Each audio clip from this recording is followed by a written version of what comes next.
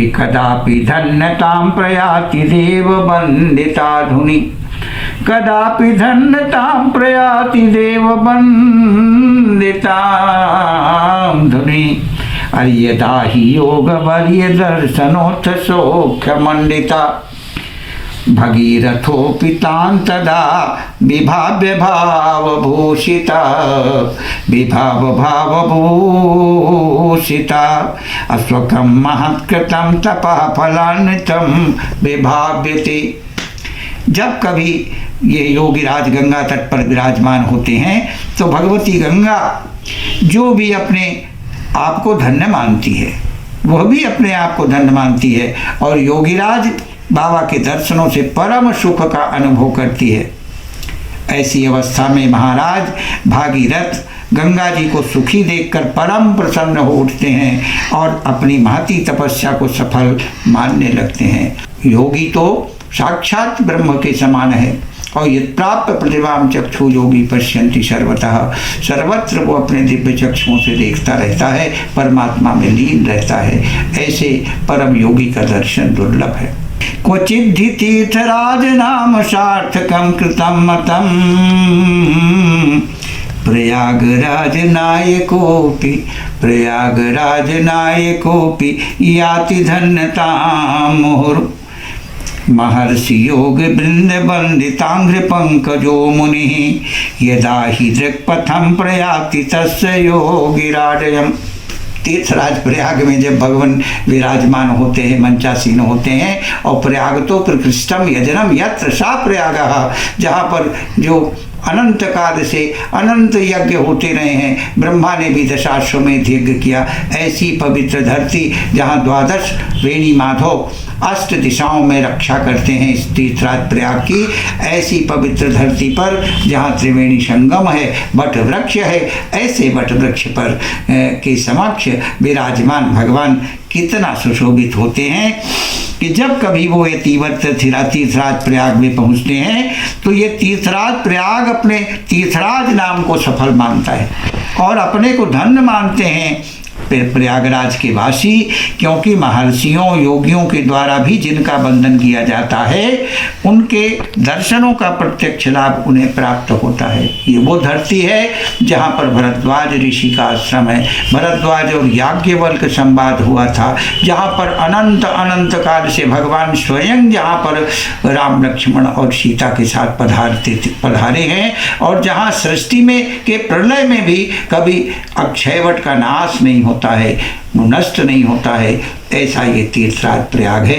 यहाँ भगवान जब विराजमान होते थे तो ऐसा लगता था जैसे साक्षात प्रभु आकर के विराजमान हुए। मुनीन्द्र सिद्ध देव मंडली मुदान्विता मुहुः, अप्रसून पुंज वर्षिणी प्रहर्षिणी दिवि स्थिता। तो विलोक्य योग्य वर्य सिद्ध मीदृशी मलौकिकी, स्वयं शिरा प्रकंपनी प्रजायते पुनः पुनः। आकाश में विराजमान मुनिजन सिद्ध और देवता आनंद विभोर हो उठते हैं, पुष्पों की वृष्टि करने लगते हैं जब वे लोग इस महान योगीराज की अलौकिक सिद्धि के दर्शन करते हैं तो झूम झूम कर प्रशंसा करने लगते हैं। ऐसे देव मूर्ति के दर्शन करने का मुझे सौभाग्य प्राप्त हुआ है। उनका जो वाणी मधुर वाणी है, जो योग और दर्शन से समन्वित ब्रह्म योग है, वो मुझे सुनने का सौभाग्य मिला हुआ है। और मैं इतने काल तक 1972 से लेकर के और उनके ब्रह्मलीन होने तक मुझे ये सौभाग्य प्राप्त हुआ कि मैं उनके सानिध्य में रहा। ऐसे योगी सम्राट को मैं बार बार नमन करता हूँ और लोक कल्याण के लिए उन्हें आपके सामने प्रस्तुत कर रहा हूँ। कि न देह बंधनम कदापि और गेह जापि संस्मृति, न देह बंधनम कदापि गेह जापि संस्मृति, न लौकिकी कथा कदापि कर्णगोचरा क्वचित्, सदैव जन्म पावना हरे जपास्य सध्वनि तुतया दहत्य गौगमद्भुतं दहन्त्य गौगमद्भुतं कलेर्गतिश्च शाश्वतीं कलेर्गतिश्च शाश्वतीं। श्री महाराज के दर्शनों में मानव को न तो अपने देह की ही सुधि रहती है। मैंने देखा स्वयं, जब लोग पहुंच जाते तो सब कुछ अपने घर बार को भूल जाते और बाबा के दर्शन में मंत्रमुग्ध हो जाते। संसार की दूषित कथा ही सुनने को मिलती है। संसार में रहते हैं तो क्या सुनने को मिलता है? दूषित कथा। और एक सुंदर जन्म को सफल बनाने वाली हरिनाम की ध्वनि ही सुनाई पड़ती है भगवान के पास।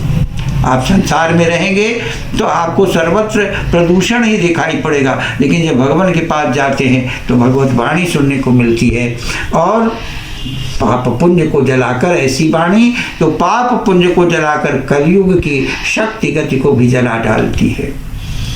तो राम नाम, भगवान कहा करते थे कि राम नाम ये दो लकड़ियां हैं जिनको आपस में रगड़ने से अग्नि की उत्पत्ति होती है, और अग्नि की उत्पत्ति के साथ साथ में जो आपके हृदय का, जो आपकी अंतरात्मा में कलुषता है, वो कलुषता, जो वो पाप स्वयं उस अग्नि में भस्मीभूत हो जाता है। इसलिए राम नाम रूपी दो रगड़ियों को हृदय में बराबर रगड़ते रहना चाहिए, राम नाम का स्मरण करते रहना चाहिए।